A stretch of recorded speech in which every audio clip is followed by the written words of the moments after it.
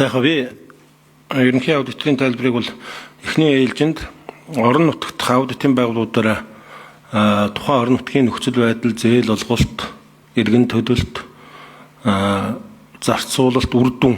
Гол нь энэ зарцуулалт ч маш чухал юм шүү дээ. Өнгөрсөн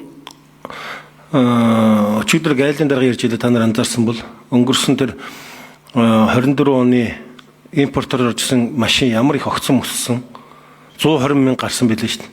Тэгээд сая юу нэр ингээд буцаад унтсан, тийм учраас гайлын татвар бүрдүүлэлт бас бага байгаа гэж. Тэгэхээр яг энэ шинэ хоршоон дээр тэр зарцуулалтын дээр нь орон нутгийн хэрэг өнөхөр хийчээд та бүхэн нэгтгэхэд бол болж байна. Үүнийхээ дараа хэдүүлээ нэгдсэн байдлаар ер нь энэ их олон их найдын энэ чинь 5 их найдын. Дээрээс нь 848 тэрбум төгрөг одоогийн байдлаар зээл болголт гарчгаад байна. Гэтэл яг нөгөө хоршоолын салбартаа яг юм хийх малчтай очоогүй мэдээлэл биднэрт ирээд байна. Тийм ч байгаа байдал дээр машин болсон, хурдан морь болсон. Тэгээ эн чинь иргэн төлөлтөнд дөнгөж 4.7%-тай 48 тэрбум төгрөгийн иргэн төлөлт биш үү? 848 тэрбум төгрөг зээл гарчаад 48 тэрбум төгрөгийн иргэн төлөлттэй байна гэдэг бол энэ бол анхаарах асуудал мөн үү? Тэгээ саналын хувьд дэмжиж байна. Тэгээд ерөнхий аудиторын санал болгосноор орон нутгийн хаан аудиторууд, аймаг орон нутгийн аудиторыг гүйцэтгэхийн дараа эх оны төсөв дээр нэгдсэн байдлаар бас ярилцах болох юм аа гэж бодож байна.